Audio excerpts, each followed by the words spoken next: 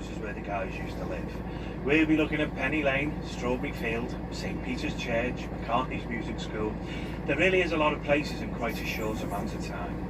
Now, we're going to be making 4 stops along the way, so there's plenty of photo opportunities for everybody. We'll be stopping on the corner of Penny Lane by the famous street signs. We'll be stopping at Arnold Grove, which is the birthplace of George Harrison, Strawberry Field, and also the McCartney family home. Now, along the way, lots of stories to share with you. I'm also be playing some music for you all as well. Any questions, any queries along the way, just come and see me at any of the stops and I'll try my best to help you. Now, a couple of things you can maybe do for your fellow passengers. Please try not to talk into your mobile phones.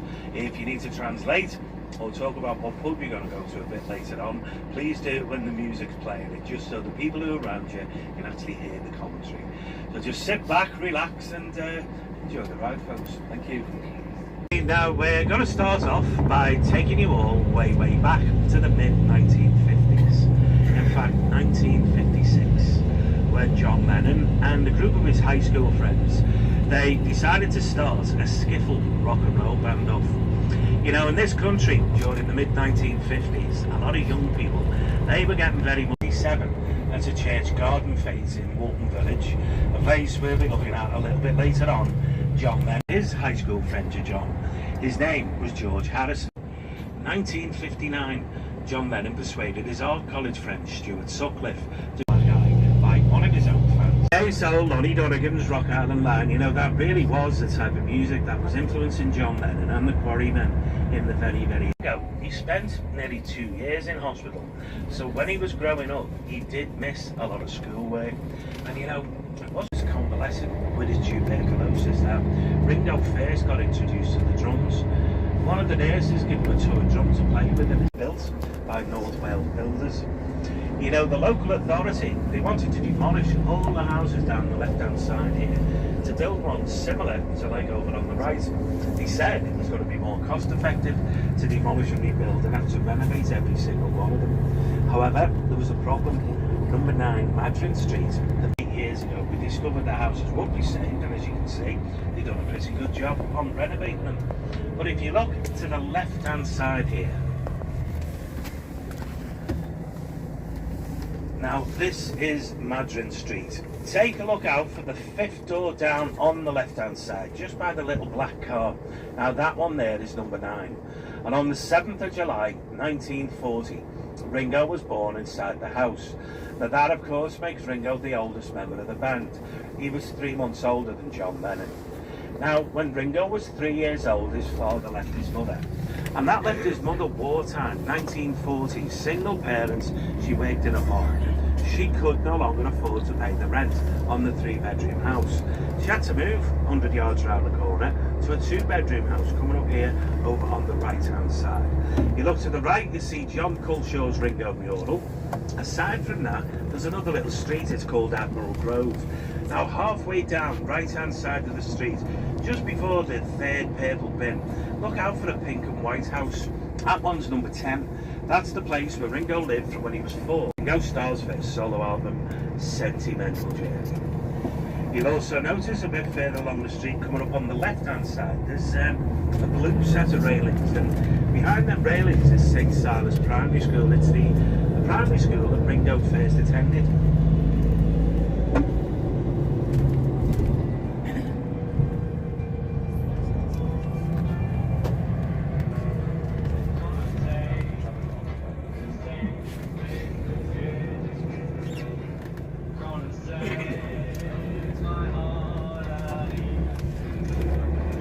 Liverpool's 12 municipal parks.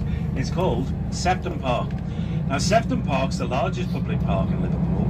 It's 235 acres. And that makes Sefton Park the 2nd largest municipal park in England. Hyde Park in London, 350 acres, is the biggest. But it was actually at Sefton Park where John Lennon's mother and father first met. Their names were Alfred and Julia. On the opposite side of the park here, there is quite a large lake, and I believe many years ago, young people and courting couples did promenade around the lake. Now I believe 15-year-old Julia... Well, here we are in Penny Lane, and people are going to get their photo taken here by the corner. The tour went so far so good. There we go.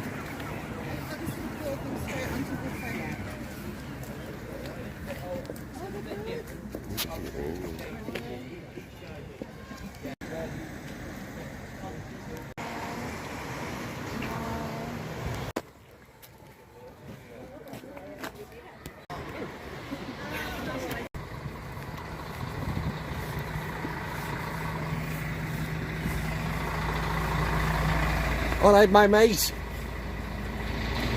On Dovedale Road is Dovedale Primary School. John, George, myself attended Dovedale Towers. Nowadays it's a pub, and I often attend that as well. Well, at one time it was St Barnabas Parish Hall. Now the Quarrymen, they used to rehearse and play in skittle competitions at the Parish Hall. But we will very shortly be arriving at the top of Penny Lane now when they were teenagers. Think of the lyrics, the words in the song. Behind the shelter in the middle of the roundabout, a pretty mare sells poppies from a tray. Building they're referring to just through the traffic light, slightly to the right, that grey coloured building with glasswork on the top of it. Originally a tram terminus, later on it became a bus terminus. Now the destination of trams and buses that terminate there, it was Penny Lane. So that's why the locals call the whole neighbourhood Penny Lane. But it really is this little area just ahead of us that the Beatles are referring to in the song. Also on the right, St Barnabas Church, the place where Paul was a choir boy. Now the banker never wears a mask in the pouring rain, very strange, the famous Penny Lane banker. Next corner on the left you see the Penny Lane surgery, used to be a Barclays bank. 3 shops beyond that on the bend, coming up again on the left hand side. Look out for Tony Slavin, the barber shop, the famous Penny Lane barbers. Basically what the song's all about. The song's about the various different local people coming in and out of that barber shop. Now originally it was an Italian barber and his name was Bioletti. Old Harry in it above the barber shop. Only 2 bedrooms. When George lived here, the house did not have an internal bathroom. The toilet outside the backyard. So George and his family, they would have grew up having a tin bath in front of a coal fire. Now George had complained that it was cold in the house during the winter. He used to say that there was often ice on the inside of the windows. I'll tell you a little story, you know, where a lot of famous people, particularly rock stars, when they're away on tour and they're travelling, and they're checking in and out of hotels, they don't check in using the real names. They always use a pseudonym, because people get to hear that a certain band is staying to a certain hotel, and for obvious reasons, they don't want people ringing up saying, can you put me through to George Harrison's room? So they'll always check in under a pseudonym. Now George, he'd always check into a hotel under the name Arnold Grove, because it was the place where he was born. It was the street where he lived. That's our second stop.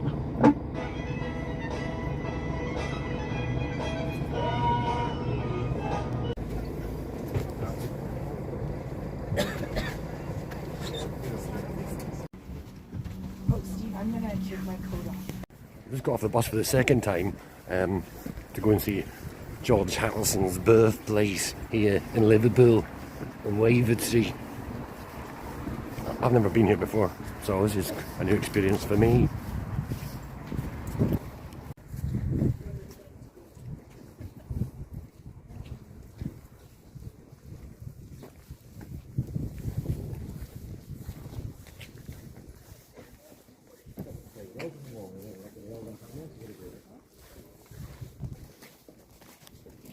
Imagine what it must be like, people outside your house taking photos every day. It must get a bit annoying, especially at the weekend when you're trying to have a lie in. But hey, if you're living in a former Beatle house, what do you expect? We're in Wavertree at the moment. Right round the corner it'll be the magical mystery tour bus. Let's have a look, shall we? Hey. Alright, my mate. You alright there, my mate? Do you love driving the bus? Pardon? Do you enjoy driving the bus? It's alright, yeah.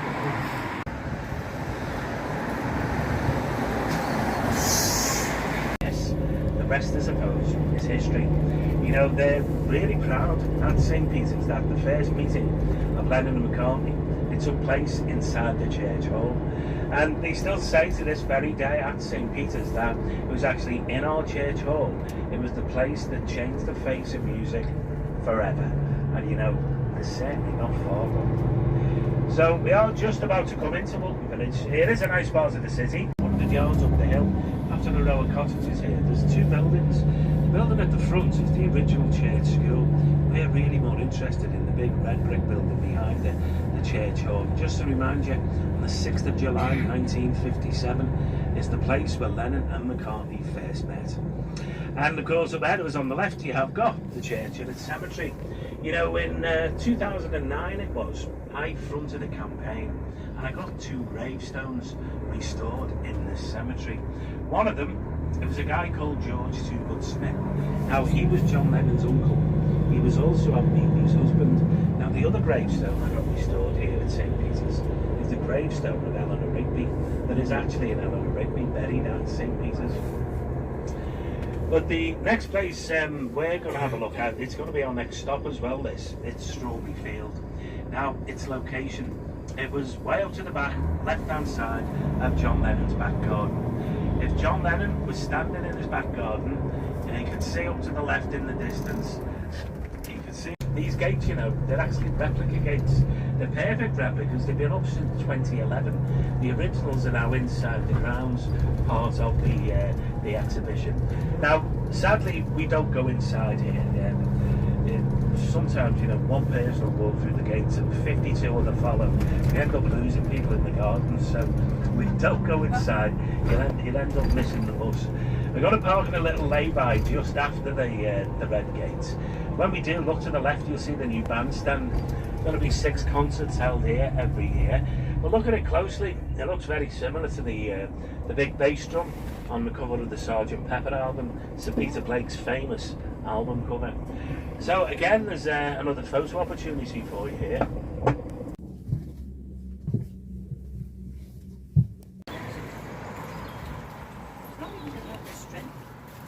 Here I am again for the 4th or 5th time at Strawberry Fields. It never gets boring, this. Of course, I've been there side many, many times. Seen the Quarrymen there. Met John Lennon's sister Julia in there.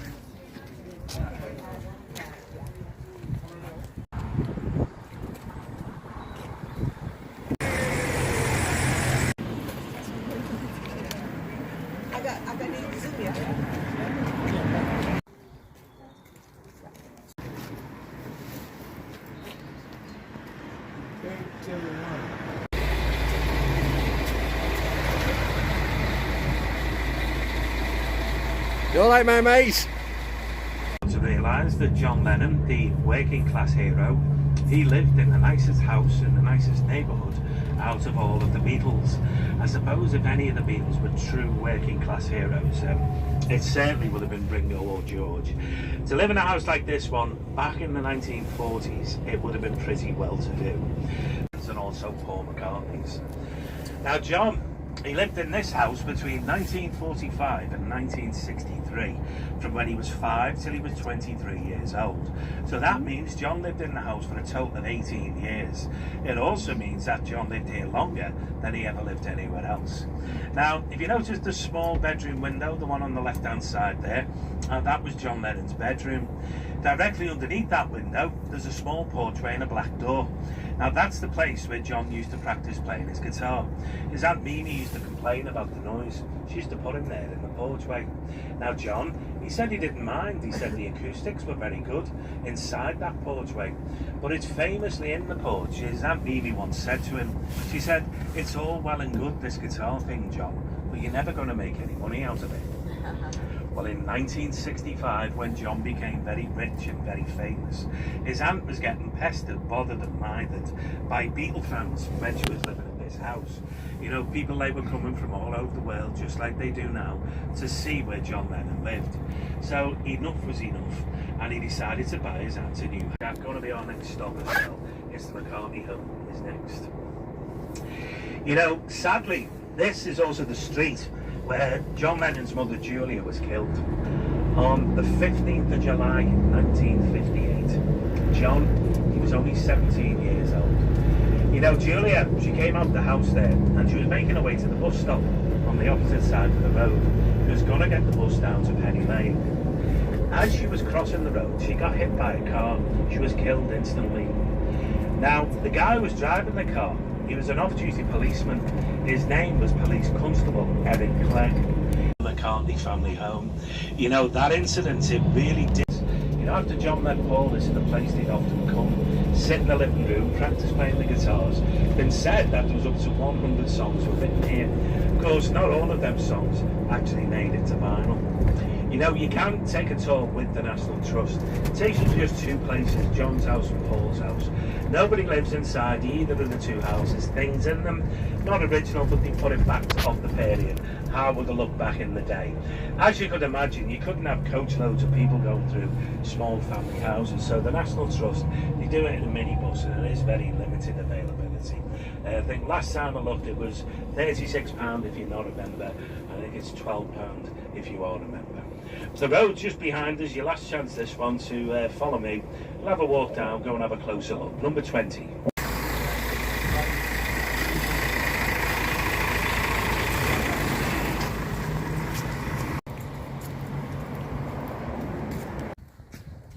Well, here we are at Paul McCartney's childhood home.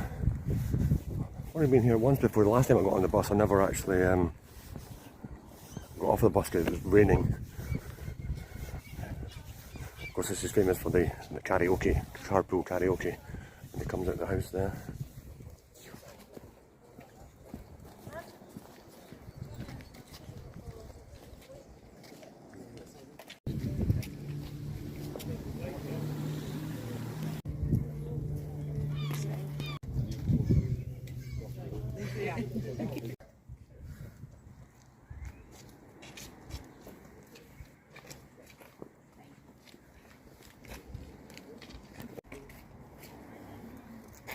So there, we've just been to Paul McCartney's house. Mind is subscribed to my YouTube channel, Amato Richards. That's Amato Richards. Plenty of music on there from my band, The Rosiques.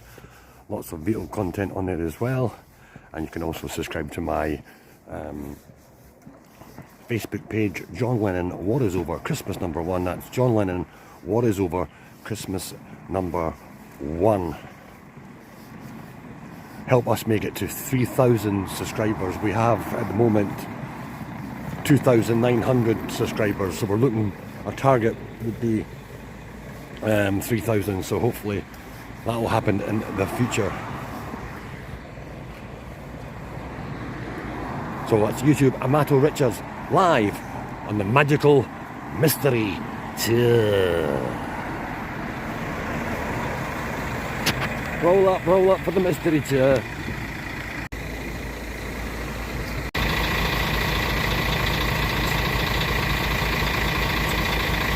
You have the shelter in the middle of the roundabout. Look in between the two, you see the barbers there. Oh, yeah. So we're making our way now back into Liverpool city centre, and to be perfectly honest with you, not a great deal to point out yet on the way back into town. When we do though, still a number of things are going to be pointed out to you all. We will of course eventually be making our way to the Matthew Street area. That is where the Cavern Club is, and it is actually at the Cavern, or just round the corner from the Cavern, where we're going to be finishing our tour this afternoon. Walk down the street like we've just done. He would have waited at the bus stop, but we just got onto the bus, and he would have waited for the number 86 to take him to his high school in Liverpool city centre. We will be having a look at that high school when we do get back into town. Now you'll also notice coming up ahead of us here, about 3/4 of a mile or so, we're going to go past the Penny Lane area again. Obviously we're hitting it from a different direction this time, and try and give you a heads up before we get there. But coming up to the right, you'll see the shelter in the middle of the roundabout. Just before that, one of the old banks, and if you look in between the two to the right, you'll see the barbers again, the famous Penny Lane barber shop. You know, lots of names get mentioned and bandied around about who deserves the accolade of being the fifth Beatle. I know Paul McCartney certainly wants John said that he'd give it to Brian Epstein, the Beatles manager, for all the good work that he did for the band. But you know, in my opinion, and it is only my opinion, I'd certainly give it to George Martin, the Beatles producer. You know, George, he asked both John and Paul if they'd write a song about their early childhood memories, their childhood days. So John Lennon, he decided to write the song Strawberry Fields because it was located close to where he lived. So Paul McCartney said to him, if you're going to write a song about Strawberry Fields, I'm going to write one about Penny Lane, and he did. And on the 17th of February 1967, it came out as a double A-sided single. There was Penny Lane on one side and Strawberry Fields on the other. A couple of buildings I'd like to point out to you all here. In fact, I'd like to talk to you about this whole block on the left-hand side of the street. Okay, now, first of all, if you notice the building with the 4 columns says Liverpool Institute on the front of it. Now, at one time, it was the Liverpool Institute for Boys. It was the high school that both Paul McCartney and George Harrison went to. Now, the building right next door to it with the arched windows is the old art college John Lennon and Stuart Sutcliffe used to go to. But during the mid-1990s, the Institute closed down. They later went on to acquire the art college, renovated the whole block at a cost of £20 million. And now the whole block, it's a place called LIPA, the Liverpool Institute of Performing Arts. It's Paul McCartney's music school. You know, McCartney visits this site several times a year. The main time when he comes, and he's only missed it twice because of COVID, the end of every July when the students graduate, McCartney comes along and he hands out the diplomas. So they all get the diplomas off Sir Paul McCartney. It's a fantastic school with a great reputation. You know, students from all over the world, they're queuing up to try and get a place here at LIPA. You know, Liverpool, it really is incredibly famous for its music, and it's actually in the Guinness Book of World Records. There were more people born in Liverpool who went on to have #1 records than any other city in the world. It is actually a total of 58. Now, when you consider we've got a podcast #1 singles, does anybody ever remember the band Frankie Goes to Hollywood? Yes, relax. My kid brother is Holly Johnson, the singer of Frankie Goes to Hollywood. Over on the right, you got the Philharmonic Hall. Now that's the place where they hold a graduation for the LIPA students. It's also the place where the Royal Liverpool Philharmonic Orchestra play, the world's 3rd oldest music society. Weeks after that, he played another gig at the Cavern Club. The pub, very famous for its toilets, its gentlemen's toilets. They're the most ornate gentlemen's toilets in the whole of the UK. The pub was also given Grade 1 listed status. It was the first public house to achieve such an accolade. At the other end of Hope Street, you got the very modern Metropolitan or the Catholic Cathedral. Look at the top of this cathedral. You see the world's largest stained glass lantern. Directly underneath that lantern, you'll also notice there that there is 4 bells. Now, them 4 bells, if you have enjoyed the tour, maybe you can do something for us. You know, it's really important these days, you know, social media and the like, especially for businesses like ours, and especially during the winter months. If you could be so kind to leave us a nice review on our Beatles Magical Mystery Tour TripAdvisor page, it will be very much appreciated. You'll notice on front of you, either the chair, the seat in front of you, or the sign you see is on the left-hand side of the street. That's actually the pub. Club just a couple of yards further down on the right.